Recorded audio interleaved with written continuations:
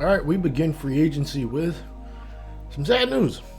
Luis Villanueva doesn't want to come back off his contract. No, after this player option in his contract, and will be a free agent.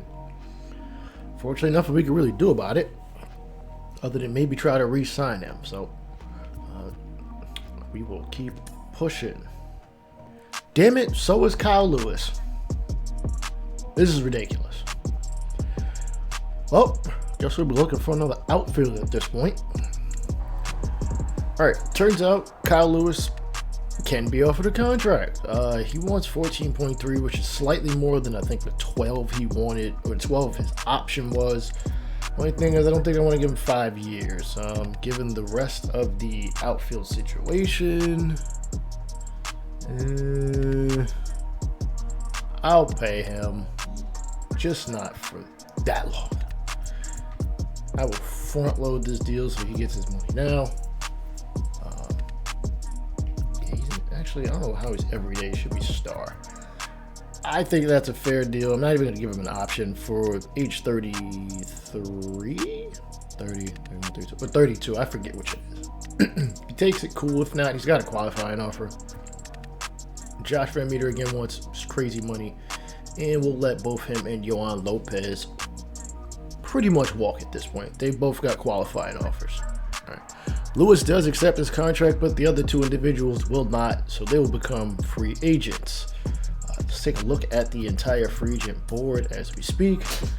Two-time MVP Yordan Alvarez is available. We've got Dustin May, our starting pitcher, 28. Let's see, anybody else? Ozzie Albies, second baseman, he's available. James Karinchak, Jose Urquidy, we got some guys here. Lewis Robert. Maybe we shouldn't have signed Lewis back, but I'll gladly keep him. David Peterson. Remember, he was a lefty I thought about a season ago. He seems to be tailing off just a bit, and our starting pitching situation is kind of... Actually, I never really sat here and thought about it, but those top 4 names you see there, those are about the only ones I've really considered at this point. I think we're going to have to go out and get a pitcher in this free... Actually, no, they're missing one guy. Barr. They're missing Barr, which is a problem. All right, Josh Van Meter is going to sign a contract, as he was a free agent, with Miami for 5 years, $53.5 million to go play second base for them. Honestly, I wish him the best of luck. It's just I couldn't see myself giving him $10 million for a guy that's just not going to start every day. So it is what it is. Best of luck to you, bro. All right, not a whole lot being done in the offseason, as I didn't really feel the need to sign anybody. I felt like we have enough in the minors that we don't need to go out there and spend too much money. And here are going to be the starters versus lefties and versus righties. All right, Campos will man. Actually, a lot of this team is basically the same. The one major difference is Christian Robinson will now play right field as we lost Barry Oswaldo. Actually, I kind of just let him go as he was starting to taper off the year before. And Ray Gein will be playing DH against righties, against lefties. Again, a lot of the same faces. The one major change is Chadwick Trump is going to play against left-handed pitchers. I like what we have here. Garrett Dorman, who we traded for last year, is going to be a bench player. Same thing with Carrasco in his 4th year. I thought about trading him, but I don't really know what to trade for at this point in time. Maybe as we get closer to the deadline and I feel like we need something, we will do so. The rotation also remains largely the same. Lopez will be the ace. Cello's behind him. John Burr is in there as the 3rd starter. Not necessarily my 3rd best starter. I just wanted to put him there as, again, a changeup in the middle of a 3 or 4 game series. Force the team to throw some batters that might be better against left-handed pitcher or worse. We'll see. Matt Jabor is number 4, though he's really the number 2 or 3 guy. And J.B. Bukowskis is actually going to be a starter for the entire season, or as long as he doesn't screw up. In the previous 2 seasons, he didn't get more than 12 games, or 12 starts into the season. An ERA of over 5.5 at that. His FIP has been better than his actual ERA, so I figure I'm gonna respect that and let him actually go out there and do his thing. Hopefully he can help us win some games, or at least keep it close enough so that our offense can strike while the iron is hot. It's like April 18th. Joe Marte is out for 2 to 3 months. Torn finger ligament. So it's April, May, June, July. We won't see him until right after the All-Star game. So we got to make a major change in our on our team. I think I know where we're gonna go with this. Alright. This might not make a ton of sense. Colin Cardona is gonna get the call up. I don't understand how he's getting worse, but we're gonna test him out for a little bit, see if things work out for him. Unfortunately, our lineup is overwhelmingly righty heavy. Do what we gotta do against righties and hope we do the best against lefties as we try to wait this one out and hopefully try to stay in the wild card race as we move on to July. Jake McCarthy is going to be out for 2 months with a broken forearm. Going on 60 day. If he comes back sooner, cool. It is late May, meaning we probably won't see him until about August or so. Not August. June, July. What the hell am I talking about? I can't math. Anyway. We're actually not doing too shabbily, to be honest with you. We are half a game out of the division, and we lead the wild card. Granted, it's the end of May, and I want to hold my horses before I think we're really going to make the playoffs. So you can see everybody's got 20 wins in the division. Let's push forward to the draft. Actually, before we get in the draft, I noticed this in the offseason, and it's just kind of coming to fruition at this point. Johnny Peyton, I believe I drafted him at 18 years old. J.B. Pekauskas on the scene. Pekauskas has had a history of struggling. I think I'm going to send Pekauskas down. If it clears waivers, fine. If it doesn't, I really don't care. I think we're going to make this big push and see if Johnny Peyton can come in and really light a fire into this Arizona Diamondbacks pitching rotation, especially considering he's got 96 K per nine. If he's going to be striking out about left, right, side, we're live.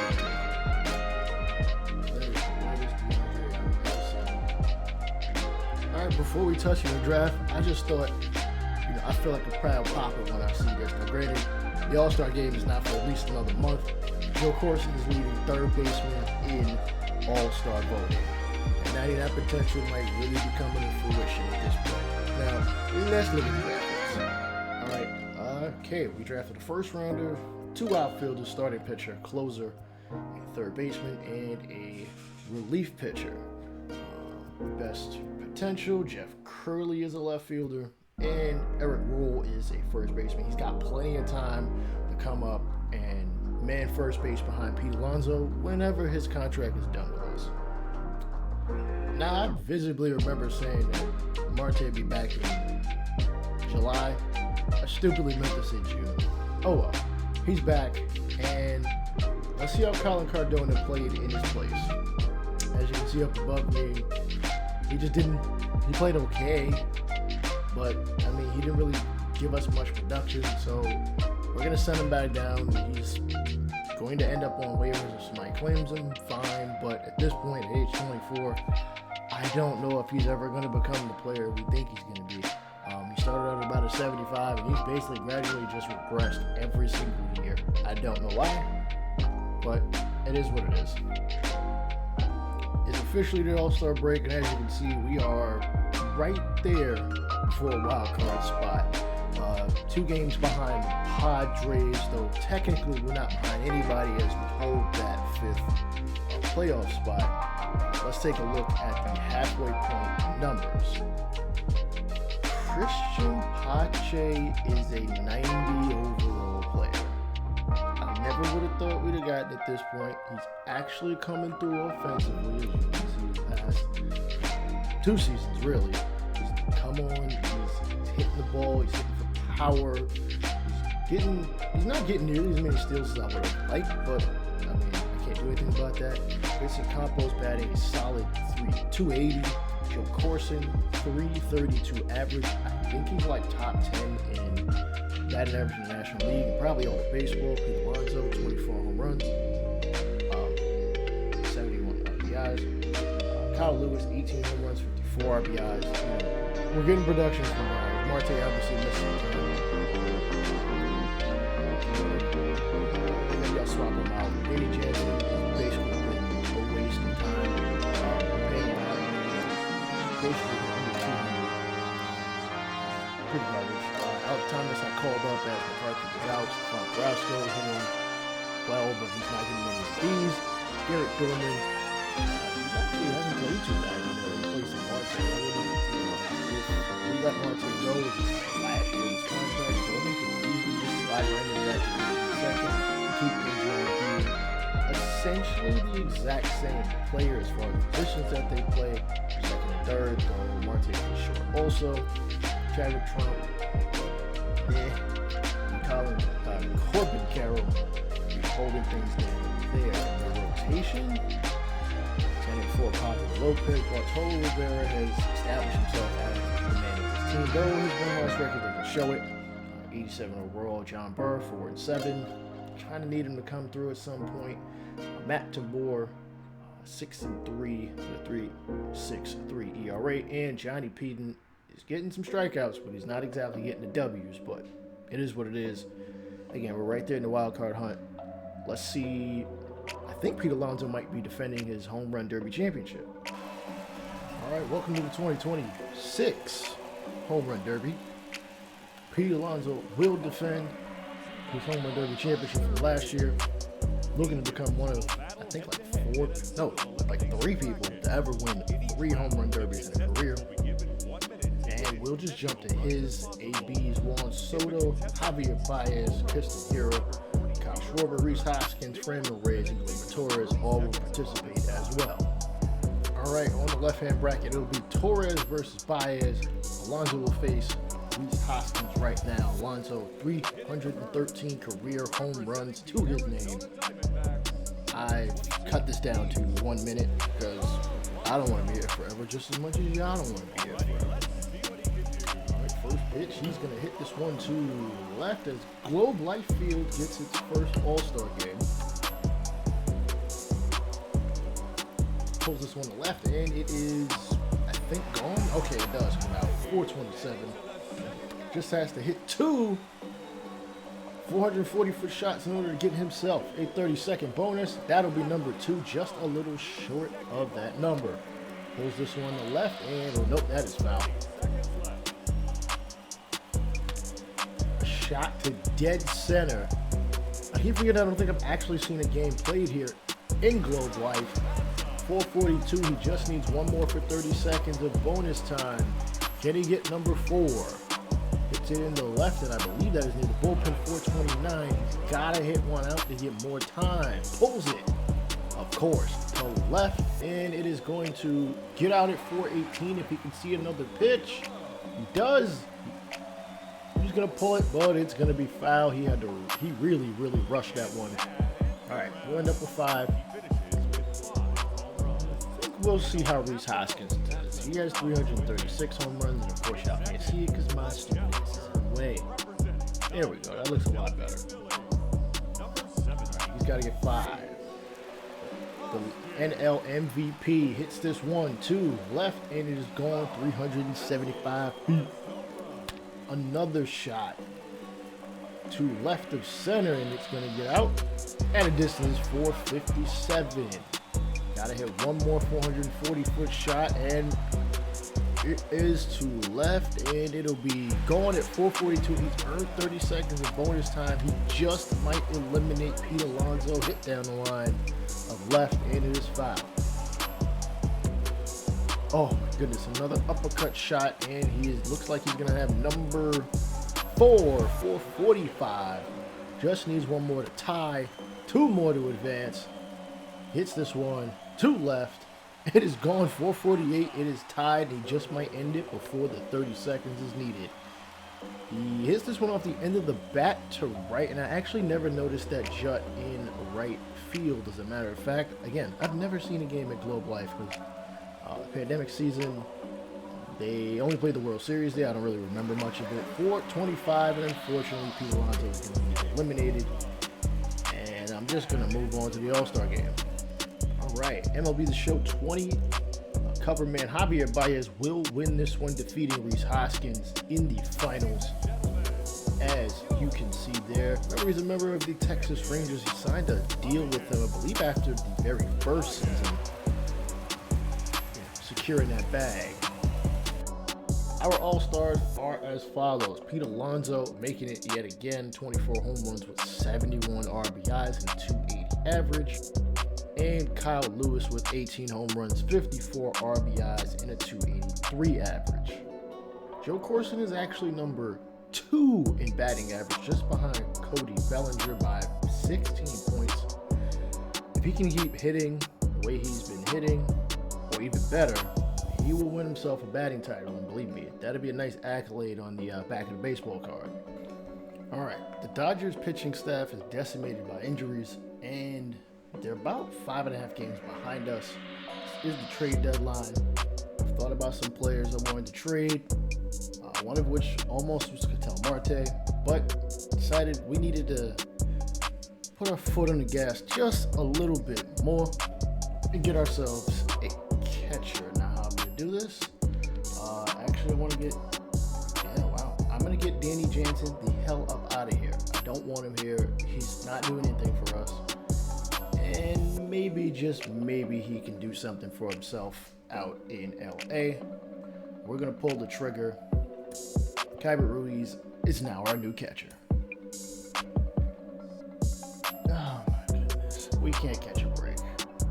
We just traded for him a month ago, and now he's out for a month or two. Like, we're in the middle of a wild card race. We're like a game and a half, 2 games out of it. Let's look. 3 games out of the division, 2 games out of a wild card, and now I gotta find a catcher out of nowhere. Jimmy Middleton's gonna get the promotion. I mean, I threw him on the 40-man roster. It only makes sense to play him at some point. Trump is still the better of the 2 options, but he's there in case we need him. That's all. And then the very next day, we lose Vincent Campos for 2 months. It's like I don't think the baseball guys want us to make the playoffs. And I don't have enough people on the AAA roster. Oh my goodness. Can we catch a break, please? All right, the good thing is we have a young enough guy who looks like he's ready to get his MLB career started, Alonso Reyes. He's not batting too well, but he's got 17 home runs on the season. Anything that'll give us a spark to the playoffs, man. All right, season's over. We suffered a couple injuries that really kind of tanked us into the dirt. But we are over 500, even if it's barely at that point.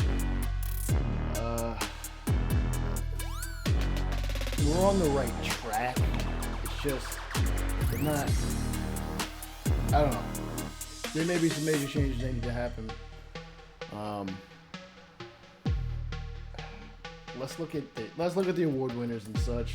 I don't think anybody in our team got anything. Matter of fact, let's look at all right, Giants and Padres make it. Padres get the wild card. Brewers take the Central. Mets take the East, and the Nationals will be facing the Padres in the NL wild card game in the American League. Yankees and Blue Jays. Blue Jays got the wild card.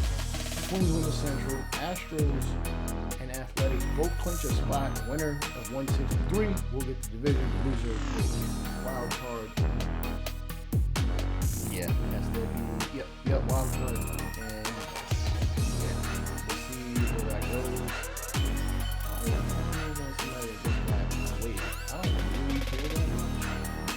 Okay.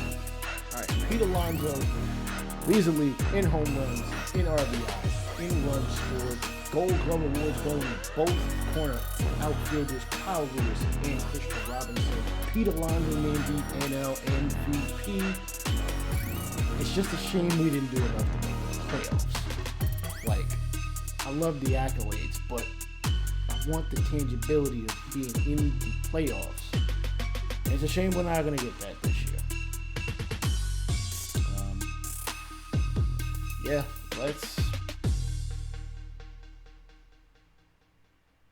We'll look at the award winners at the end of the World Series. All right, the 2026 World Series is going between the New York Yankees and the San Francisco Giants. let's take a quick look at each team's roster and see how they are constructed. All right, and oh my goodness, they have like 8 starters, but this is a major issue with the AI teams. They'll have like 7 starters, and it makes no sense. If you have relievers for a reason, use them. Anyway, all right, yep, they've got 7 starters: Davey Garcia, Aaron Nola, Garrett Cole, Luis Gil, Framber Valdez, Clark Schmidt, Braxton Garrett. That looks like 8 starters, but it's not. They have only 2 relievers and 4 closers. Like, this is some really, really interesting team construction. Anyway, catchers, they got Matt Dowling, Robert Byrne, Seth Brown, and Clint Burns. As you can see, a lot of these guys are just guys that have been drafted and come up through the ranks. Gleyber Torres is second, Luis Romero right behind him, Miguel Andujar third, behind him, Andrew Velasquez and Andy Volpe. Juan Soto and Chicago Stanton still getting paid for another 2 years. Justin Dean is man in center. Jason Dominguez is actually injured at the present moment, and Aaron Judge is nowhere to be seen. Let's take a look at San Francisco in our division. Joey Gallo is one for San Francisco.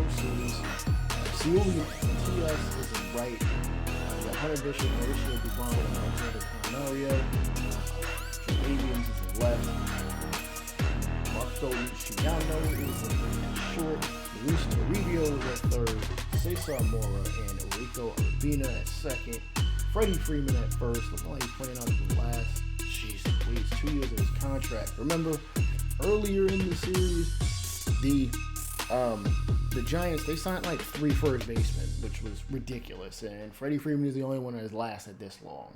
Abreu has been gone for a couple years, and Belt, I don't remember what happened to Belt. Anyway, Joey Bart is manning catcher. Looks like he's finally getting up there in overall. Christopher Cerner is the backup catcher. Brian Garcia is the closer. Keone Keller, Stasek, Bargard, and Buttrey are the relievers, and they've got 1, 2, 3, 4, 5, 6, 7, 8 starters on their starting pitcher roster. Let's see who wins the World Series. Sheesh. And in an absolute non-competitive series, geez Louise, I didn't think it'd be that bad. The Yankees have been swept 4 games to nothing, losing 4-2, 5-1, 6-4, and 3-1. So at least they were in every game, but nothing really to see here. All right, quick look at the award winners. Everybody who has won something, as you know, the NL MVP. That's not the one. NL MVP is Pete Alonso.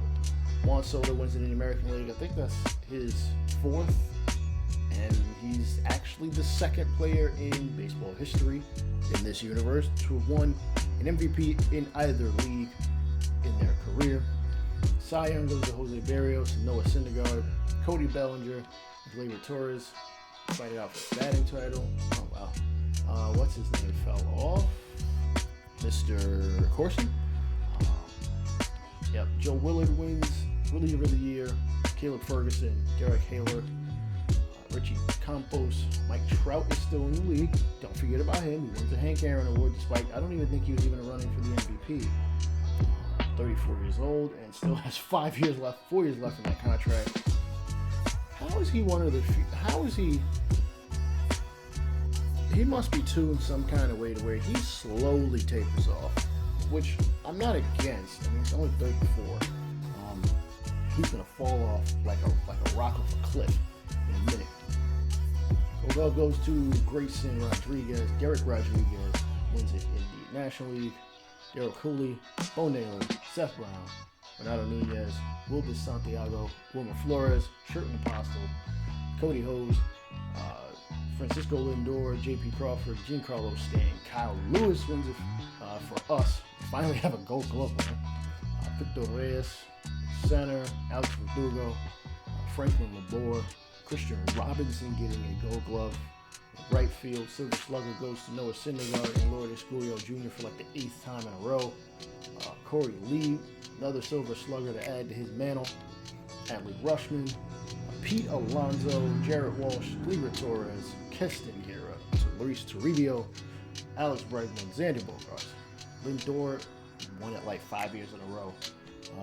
Bellinger, Soto, Reyes, Happ, Meadows, Trout, Jerome Driscoll wins the postseason MVP for the American League, the National League. It goes to Freddie Freeman, and he also gets the World Series MVP for the second time in his career, though he didn't get it in real life. He didn't get it in this universe. He did get it in real life in 2021. So we'll count that for him. All right. 2027 coming up soon.